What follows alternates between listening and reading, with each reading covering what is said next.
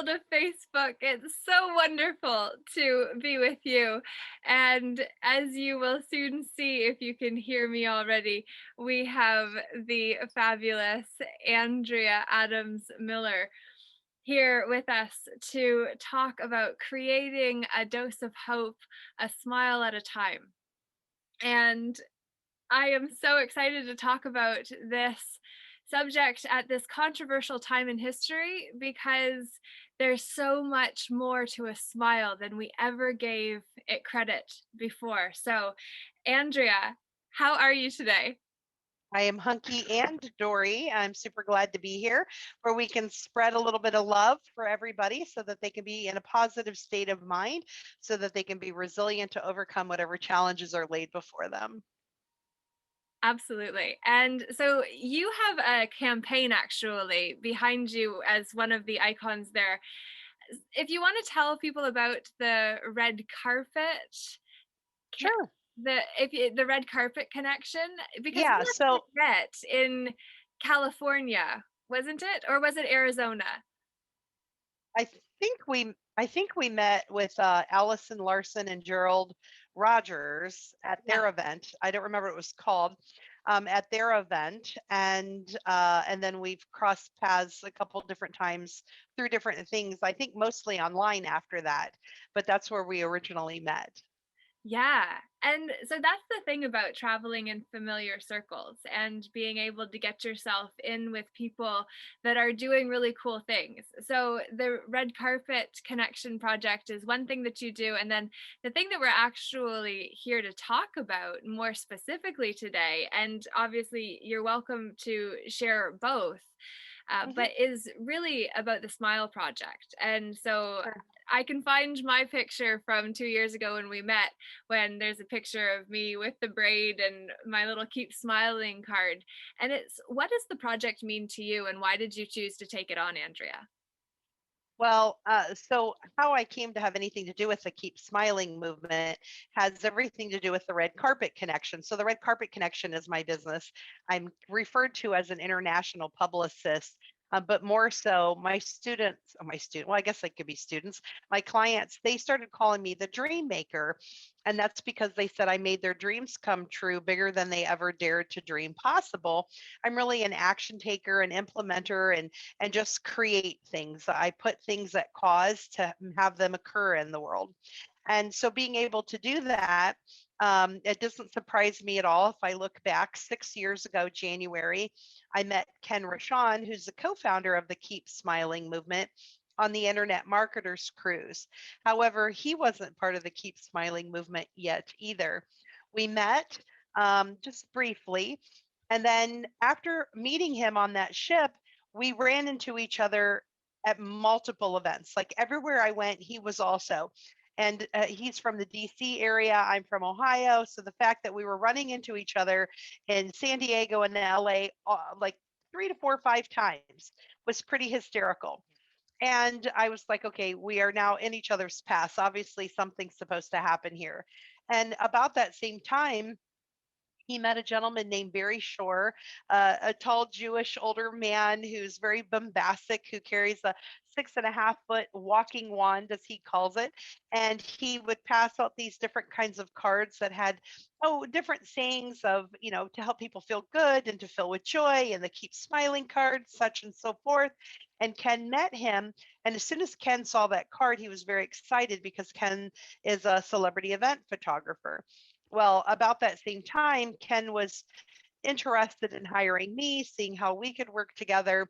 When he started showing me the pictures that he was taking, when this gentleman said, "Sure, take my card and do with it what you will," and Ken made a movement out of it, he came to me and said, "Andrea, what do you think of this? I'm putting these people's pictures together in books." And I said, "Wow, it'd be great to have their stories. It looks like a modern day who's who, but where the people are selected rather than paying to be like, we see them, we meet them, we know they're amazing people, they're nominated by other people. It's a little different than the who's who, where they come to you and say, hey, do you want to be in this book? These people, we actually are beautiful smilers in the world." And I started working with him. And then about 4 years later, I made it into a nonprofit and I adopted it as my own child as well. So Ken and I and Barry share the parentalhood of this child. We call Barry the grandfather of it. And our little baby here is in toddler stage and ready to. We're putting it in royalty shoes. So someday it's going to be fulfilling a lot of major things in the world. So we need a whole village to help raise it. That's beautiful. What kind of things would your baby be fulfilling in this world? Well, already we're passing out keep smiling cards in 30 different languages. In fact, I just realized my cards are out of reach. So I'm going to slide out for a minute, grab some so you can Absolutely. see them and come back into the picture. Woo! So here's some of them. And oh, you got to hold them weird when you have your background on. Here they are in multiple languages. And they say keep smiling. We have it in 30 different languages. I love And it's very exciting. And to us, a smile is a universal expression of love and acceptance that crosses all cultural boundaries. So just the smile and the keep smiling card in itself, we have had opportunities to hand cards to people who have told us that it literally changed the trajectory of their life in receiving or seeing one of these cards. And then we publish these beautiful books that are photo story books, so they're a one person story featuring 100 other people holding the Keep Smiling card. And these are either people in their audience, people who are in the same genre of work or same industry of work, or people that they want to be associated with, or people that they admire. And then now we have the Dose of Hope series that was called the Keep Smiling series. And now we have the Dose of Hope series, which are bigger books that are kind of like taking a condensed TED talk into a written word and then putting them in these 800-page books. So they're quite, this thick and this big, these beautiful books. And then now we have another project too that so you can choose to be in any of those kinds of books. And the last one is called Hope is Dope. And that's for our millennials and our younger audience to really show them that, having hope and a smile is really worth having, being something in the world to pay attention to, because these stories help people, they read them and they think, oh my gosh, I can overcome that challenge, or that's me and I can overcome that situation. And so we get really excited and tingly about that. And then we also do some hypnosis and limiting belief removal, guided meditation, and so forth to help people be more resilient. So we're a mental and dental health 501(c). So as we're finding more partners in the dental field, we're going to be supplying more dental avenues for people to have both cosmetic and restorative dental care, because we want people to feel confident about their smile. Yeah, well, I certainly understand what that's like, having went through an implant procedure that required me to not even be able to wear anything at the front of my mouth because this tooth is an implant because I'm congenitally missing my lateral incisor. Oh, wow. And so it's my aunt and my great grandfather on that side were also missing the same tooth because it's a pattern that was Interesting. like in the DNA or the RNA of our heredity that we came here to clear, I believe, as a pattern. So Interesting. dentistry has a lot of significance to it. And it's just like you are doing everything that it takes to give that holistic perspective that also addresses the mental floss that keeps us healthy. So I love that term. Go deeper into your relationship with mental health, your experience, and really what gives you the authority to be able to talk on that topic as we have discussed previously. Well, so both in the dental and mental field, I have an affinity to both of them. When I was in eighth grade, I remember I had braces, and I remember looking at my aunt Audra, and she would smile and go. She always kept her mouth small and would do this, and she had a little bit of a crowded mouth, but she had a beautiful smile. And to me, her imperfect smile was perfect to me, and yet I chose to have braces, and my parents were able to pay for that. And then I porcelain the top six of my, in fact, these porcelains here, these are 31 years old, which is actually quite rare. In fact, dentists nowadays are like, oh my gosh, those are 31 years old. I was the first person to have veneers put on. I don't know if I said implant, I meant to say veneers, in my community. No doctor dentist did them. And I approached them and said, I want these done. And so paid a lot and did some stuff in trade, was a mouth model for them for some filming and other things so that I could afford to have these veneers. And then recently I've had two crazy dental things come up. One is I broke a tooth that broke down into my jaw, eating something insignificant, and found out that I have some kind of something with the bones in my mouth that made it too soft for me to have the implant. And then COVID came, and so I can't have this implant done yet, and just because of the backup and backlog of everything that's going on and the structure of the bone. And then we just found out in December that I have had some kind of weird infection above my palate for probably about 6 years off and on, that would reflect as an infection in this one tooth that's also a crown. And then I would just have some discomfort, go to the dentist, get antibiotics, it would go away, and did that over the course of 6 years. And found out in December, and then that I had this infection in January, had a head scan done, and I'm actually missing part of my skull. So I have about a baseball size missing of part of my maxilla here, up and in my nose and the roof of my mouth. There's nothing in there. It's missing. So my face still looks structurally sound, but if I were to be poked too hard or in a car accident or fall on my face, it's possible that this part of my face would collapse in, because in fact 3 of my teeth are actually just floating in my gum because there's not enough bone structure. I was supposed to have a cadaver transplant, 6 cadaver facial transplants done. And when they went to do the surgery with the transplants, they got in there and said that there wasn't enough bone for them to take. So I was sent home to grow bone.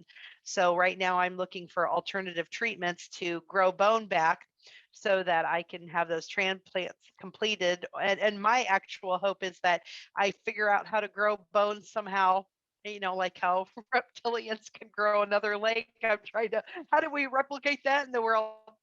So that something like that can, some miracle can occur, that I don't need to have the transplants. And it's made me much more aware of other people's dental situations. I'm very fortunate that I don't have pain and that I don't have disfigurement, although both of those things could occur. So it's just made me very, very aware of other people who are in pain and who are disfigured, and how important that is.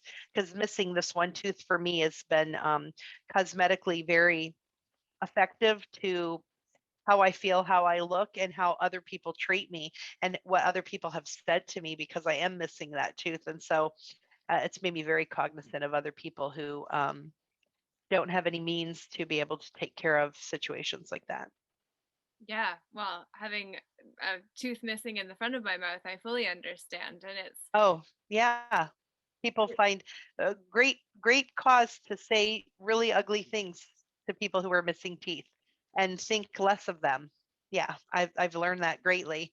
And for the mental health, I grew up in a household where I always felt like the TV was more important to me, and where I felt like I didn't have anything important to say. I was often shut up, and and it was very difficult and challenging place to be as an only child, with such an opinionated dad who kept me quiet. And while he loved me greatly, he didn't always express that loving side of himself. And with a mom who was my my mom was raised in a household to be kind and tolerant, and so she didn't speak out up or against his behavior. And so when you grow up in a household like that, you feel very alone. And my outlet was reading books and exploring other things, because I knew that how my life was I didn't believe that that was truly how family should be. I knew that there was something dysfunctional even before I knew what the word dysfunction was. And so over the last 6 years, I've been really doing a lot with mental health. And although I pursued a psychology degree, undergraduate degree, and then went on to pursue a public health PhD and so forth. Later in my life, the psychology of how people integrate and how their relationships are has always been really important to me. And so the last 6 years, I've done a lot of personal development, everything from extremely woo woo stuff, past life regression, vibration, energy, frequency, to hypnosis, counseling, different other kinds of modalities of therapy, EMDR, if you name it, I've probably tried it, learned it, read about it, done whatever I could. I'm trained in like 9 different healing modalities myself, because I really believe that we have karma from the past and the present that we need to overcome. And so understanding that we want to have the best optimum mental health to be able to move forward and to be able to live into the possibility of what we can be and have, that we need all those kinds of different modalities to stand up and do that. So that's one of the things that I stand for with Dose of Hope, or the Keep Smiling movement. Mhm. That's fantastic. And self-advocation as well is something that I know when we've talked previously, that's something that's really come up a lot in being able to advocate for yourself, to know your rights, to be able to know your worth, to know that you're worth doing what it takes to dress up and feel the part so that you can look the part when you show up. Because, Mhm. part of actually getting ourselves looking amazing on picture day is everything it takes that goes into feeling amazing leading up to picture day. Mhm. One of the things with picture day, it's funny that you mentioned that, is the best pictures that we take often are of people who weren't expecting to have their picture taken that day. They'll go, "Oh, I'm not fixed up." And we're like, "Just take it anyways. And the next time you see us, maybe we'll have more time. Let's just take it." And then we take the pictures and they're like, "Oh my gosh, I love this picture." And they don't realize that their essence of who they are shines through, regardless of what they're wearing, or what makeup they have on, or how their hair looks. We're really looking for that love that comes through their smile, and they end up being beautiful pictures that they use on their Facebook and other social media. It's quite funny. Everybody loves them. So, what does it mean for you to keep smiling?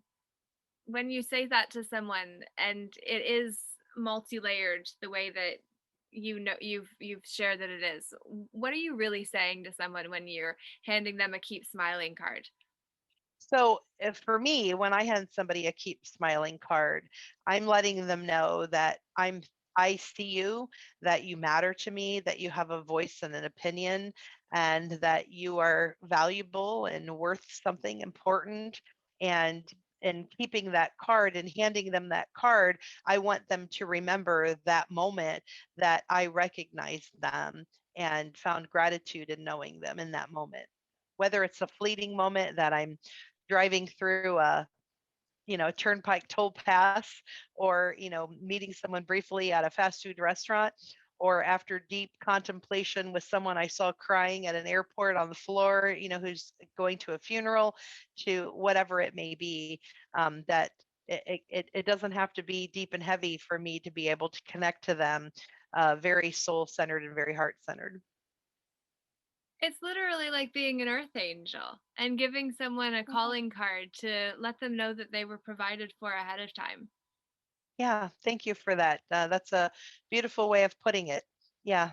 I mean, last year, by January, by the second week of January, I had 43 people from my tallies say that last year somehow our intervention of the Keep Smiling movement, whether they read a story or saw a picture or were given a card, helped them change the trajectory of their life. And the fact that 43 of them admitted they were going to take their life.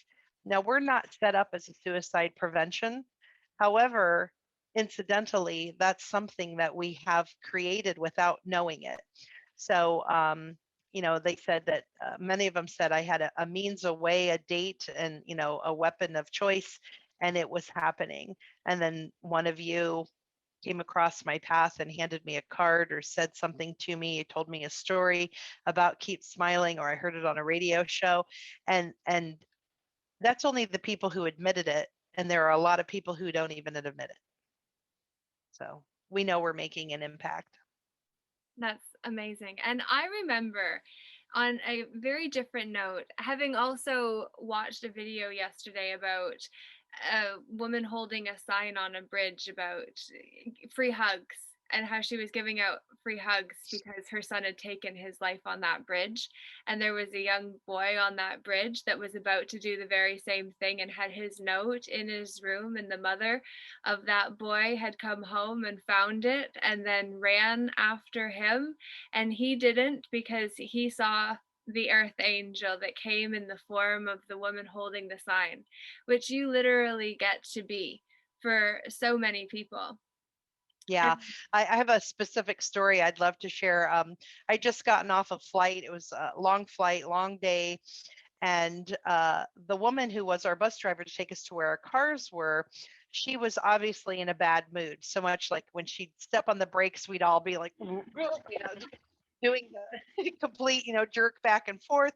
Of course, we're sitting sideways, we'd slide and move like that. And we're thinking, oh my goodness, this girl's kind of little wackadoodle here. And I happened to be the last one to be released from the bus. And she gets to my car, and then so I had him. I don't have one in English in front of me right now. So I hand her. So when we're done, I take a $10 bill, and I had that in my hand as well. And I didn't give her the money yet though. And I hand her a keep smiling card as she takes out my suitcases and slams them into a mud puddle. I mean, she was in a bad mood. And I say, I can't help but notice that maybe things aren't going as perfectly as you would have them today. So may you please have one of these cards, because I know somewhere in your day that maybe you can find an opportunity to keep smiling. And I hand her the card, and she looks at it, kind of makes a face. And I didn't let that stop me. I then proceeded to give her another card and said, and here, this is the gift for you too. And she's not like, why are you giving me a second one? And I said, the second card is for you to give to somebody else, because I have a feeling with the way you're acting today that maybe there's someone else in your life that maybe you're a little sad because you aren't able to see their smile because something else is going on. And she takes it and then proceeds to break down and start bawling, and tells me that she was going to go home and take her life, and wow. that she was feeling suicidal as she drove our bus. So it doesn't surprise me at all that we felt like we were going to be in a car accident any moment. And she was just feeling very distressed and hurt. And she, by the time we were done talking, I gave her the money and said, call your boss and tell him you need a break, or you need to use the bathroom, or whatever you got to do. Go get yourself some coffee. Do you need my phone number? Can I follow up with you? And she said, no, I'm going to be okay. I'm going to take a picture of this and send it to that person, and it'll be okay. Everything will work out. And she was very confident that somehow texting the picture of the keep smiling card would be sufficient. And we left on I don't know, I probably stayed with her another 20 minutes or so, and then I felt confident enough to leave her, and because she was in a very happy mood when I left her. So I don't know whatever happened with that, but I'm trusting that everything worked out. So yes, I did feel definitely placed that day, that I was with her for a purpose. And my travels seem to create that over and over again. I'm with someone desperate on a plane, or someone who needs a ride somewhere, needs something, and I have the keep smiling cards, and I have the resourcefulness of who I am to be able to find them a place to stay, a thing to do. Uh, in fact, I'm just remembering right now. I remember we were going to the Bahamas when there was that shooting in the airport. I don't remember where it was. Was it in Atlanta or Florida? I can't remember. It was a couple years ago, and we were the last plane to leave the airport before the shooting.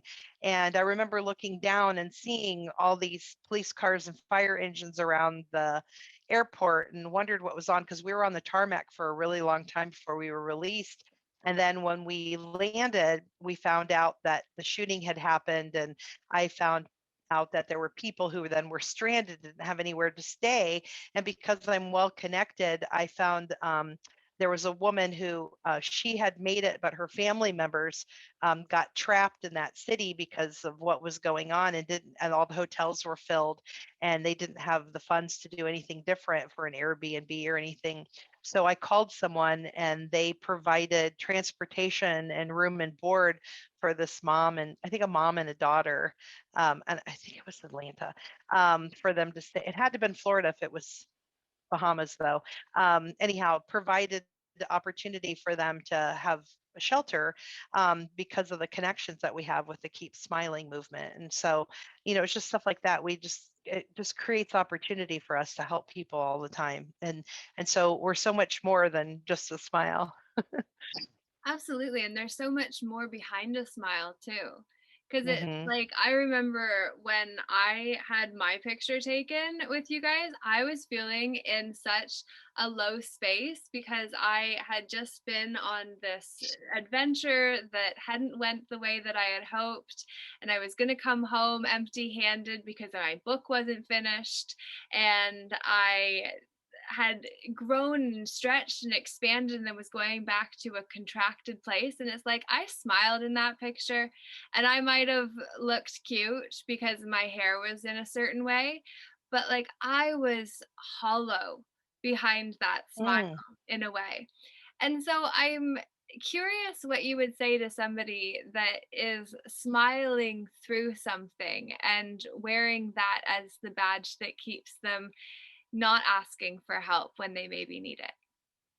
Well, there's two parts to that. One is that even when you smile, even when you don't feel it, now it doesn't magically make everything better overnight.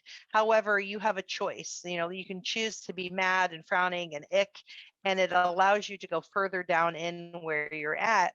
Or if you instead choose to smile and be positive, when you smile, including when you do a full Duchenne smile and bring up your eyes, you release dopamine, oxytocin, serotonin, and endorphins, which we call a dose. And that helps bathe your body to help you feel a little bit better. Now, sometimes it's able to snap you completely back into resilience where you can pull yourself back up. If you are truly grieving or truly depressed or had some kind of, or in severe pain, it doesn't magically make all that go away, but it does counteract some of that and allows you from spiraling further downward. So if you can take that smile and then step into the smile and choose to find the positivity in whatever's going on, it allows you such a better outlook. And that's why we do the meditation and the hypnosis, because I've been studying neuroplasticity now for a long time. I'm trained in biofeedback and neurofeedback, and taking my master's in neurolinguistic programming, so a master NLP person as well. And so it really helps you figure out how the brain works. So, for example, I had a client tonight who was taking a situation and spiraling down terribly with it. In fact, they used the word, this is spiraling down. This is, I effed up. And like, this is tragic. And in my mind, I'm like, It's not tragic and it's not spiraling down. This was a choice and this was a choice. And these two choices, the communication didn't happen to help these two meet. So right now it's incomplete. We're working on completing it. So it's starting to get together. And so all it is here's information and here's information. That's an open loop right now. That's all there is. If we take the emotion out of it, no one's spiraling down, no one's dying, nothing's tragic. Just here's some information and here's something that needs to be done. And they're coming closer together and the loop hasn't closed yet. That's all. If you take the emotion out of it, there's no reason not to keep smiling. It's all okay. It's okay. So, I love that. An open loop. Mhm. An open loop an open loop internal communication system within Yeah. oneself. And sometimes an outward loop too. I mean, it's an outward loop with other people, but it's also an internal loop of like, if you put the pieces together, it's not there doesn't have to be a fault. We don't have to, like, if a glass breaks, you don't have to say I broke a glass. Now you would if you broke the glass on purpose, then you broke a glass. Otherwise, you had a glass and now you have a broken glass. A glass broke. No emotion. That's it. There's just now a broken glass. So if you were able to tell some, in fact, if we could teach children to say that, if we could teach parents to be like that, they say, no sense crying over spilt milk. Well, there's thousands of homes every night crying over spilt milk and people being beaten over spilt milk. You had milk and now you have milk that's spilled. There's just spilt milk. You get a rag and wipe it up. End of story. There needs to be no emotion attached to either one of those incidences. That kids are made to feel bad because of an accident of spilt milk. it- How many of us spill something on a regular basis? Like no one beats us and tells us we're an idiot or that we're stupid or that we're clumsy. We had a glass and now we don't. End of story. It's so many people find it so difficult to separate themselves from the behavior or the person from the behavior. It's like there's a situation that has transpired with a meeting that I am helping to facilitate. And now suddenly there's drama that needs to be addressed. But who am I to be the one to facilitate that and hold the meeting where that takes place?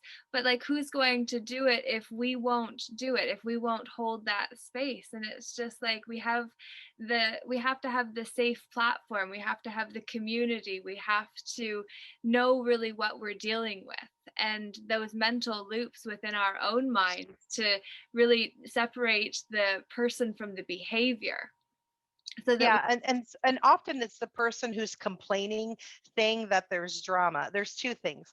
The person who's like, "Oh my God, I can't stand all this drama." Okay, by saying that and saying drama, you are being dramatic. So take ownership that you're responding to it.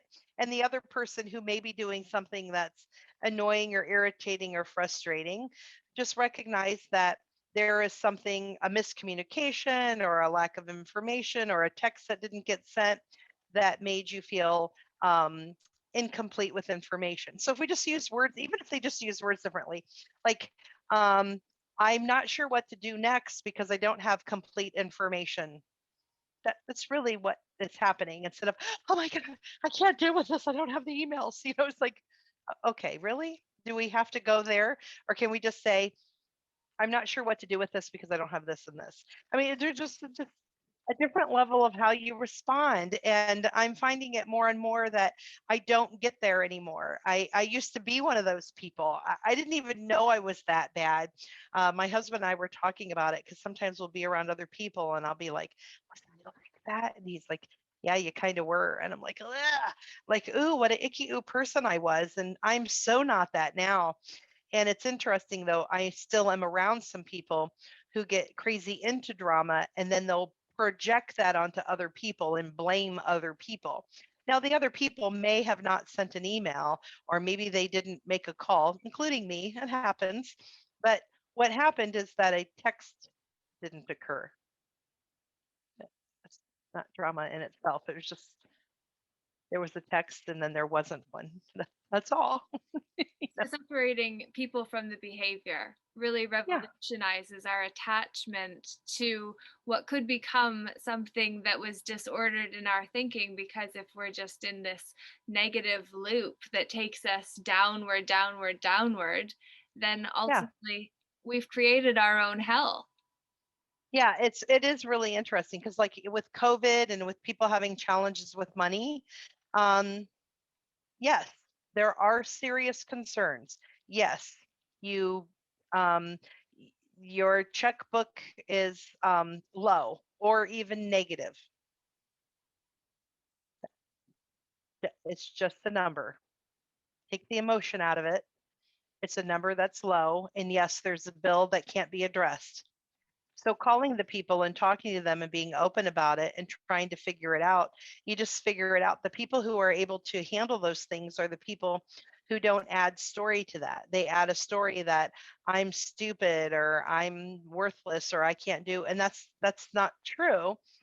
Um, there's just not money there right now. It's not a reflection of you and who you are. It's just the fact that you could make it and now you didn't and it's not there. And yes, you need to be concerned about how to pay them and find a way to do them.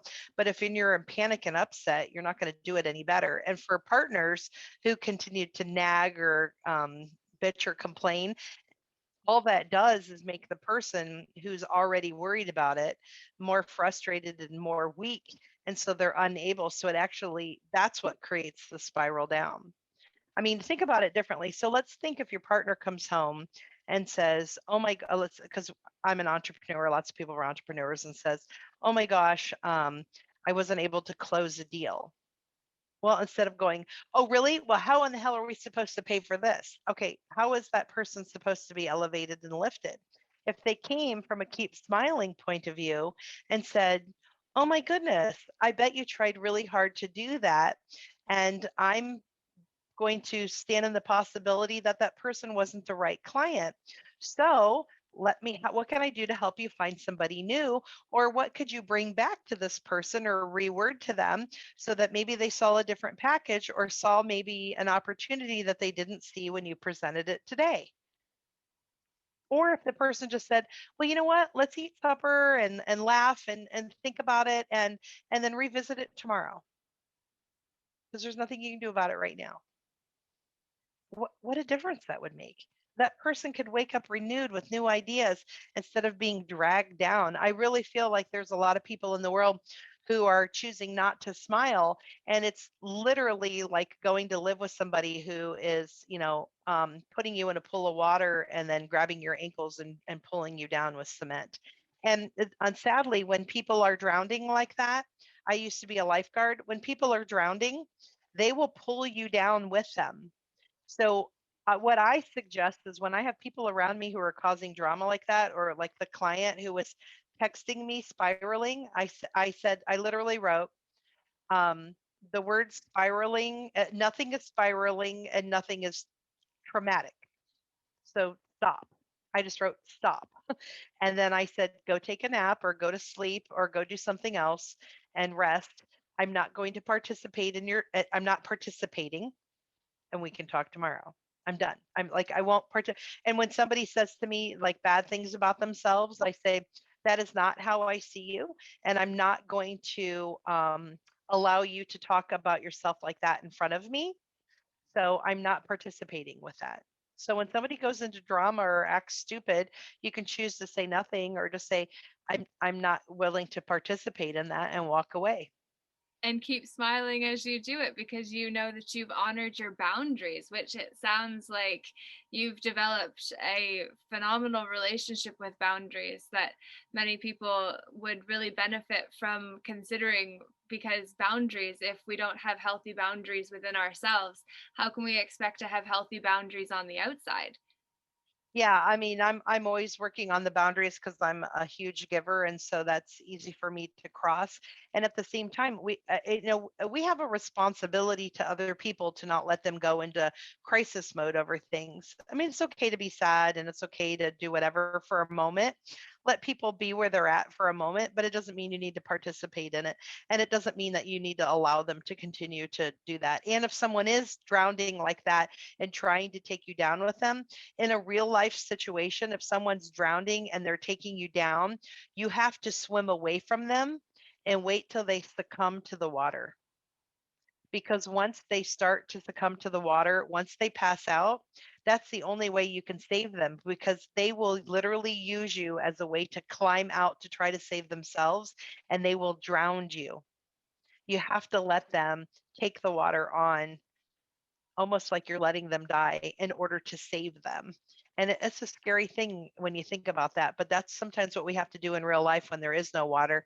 We have to let people sometimes feel the pain of what's there so that you can help them later. Because if you try to help them too soon, they'll fight with you, argue with you about it. You have to let them go. You have to let them struggle a little bit until they finally succumb, and then you can help them, help revive them.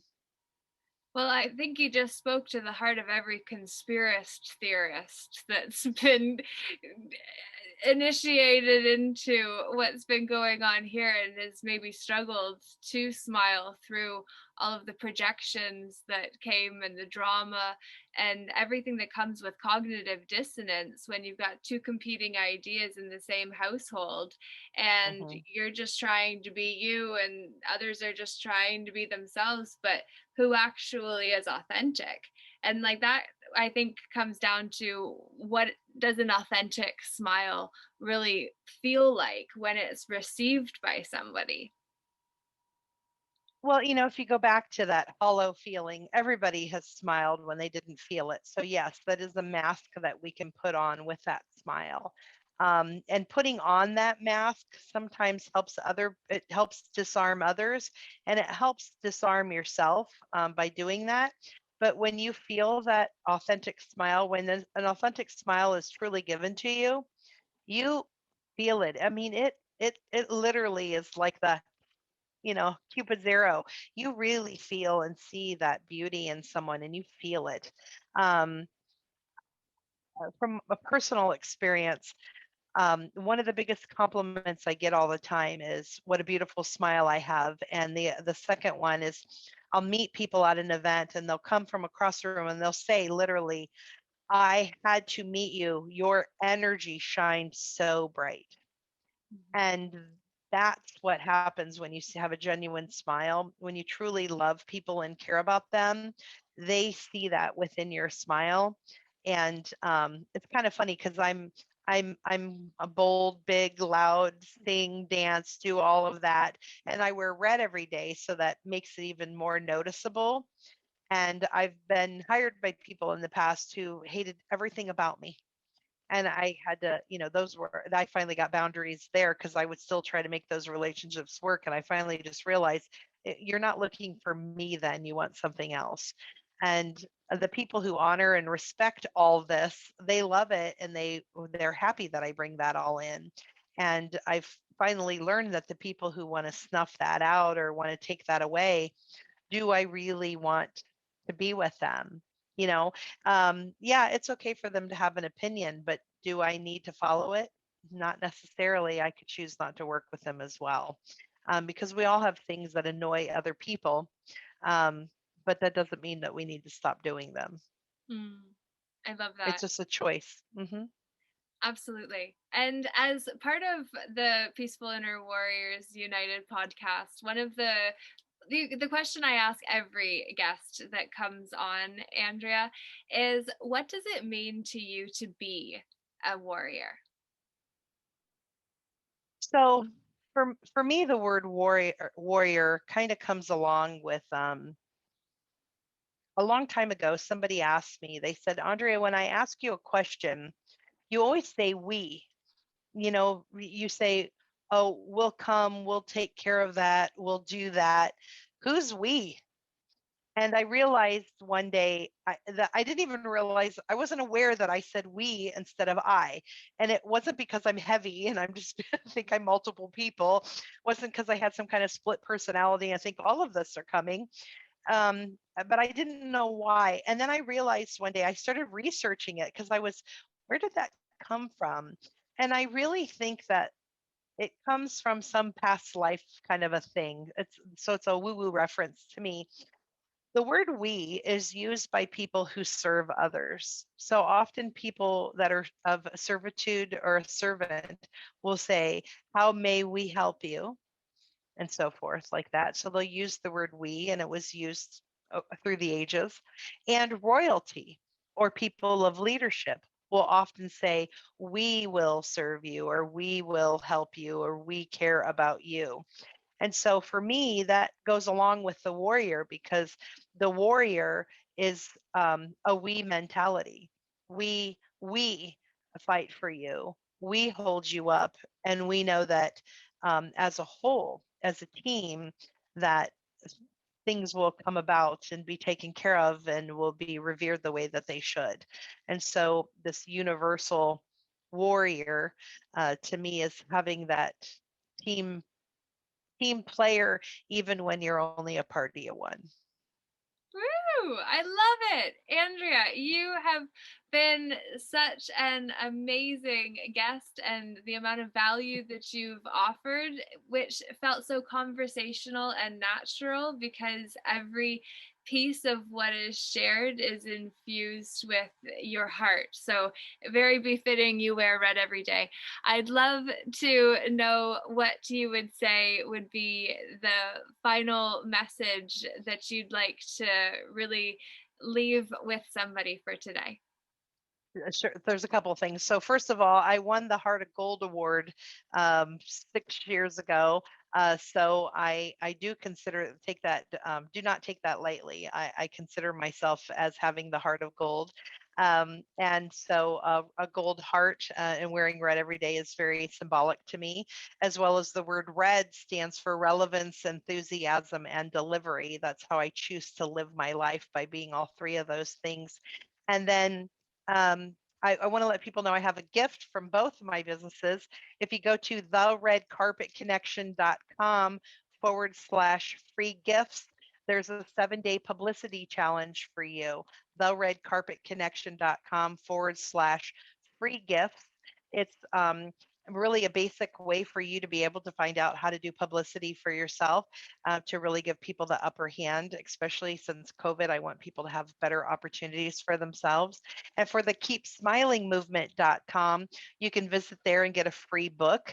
So thekeepsmilingmovement.com for a download of a Keep Smiling book.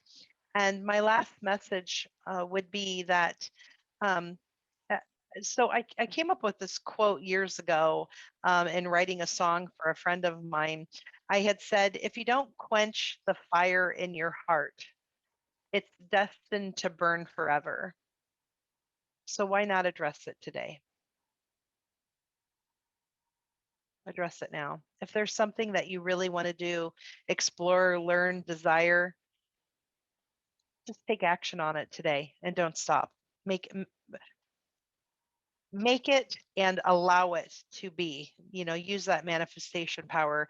You really can create the life you want if you believe you can. I love it.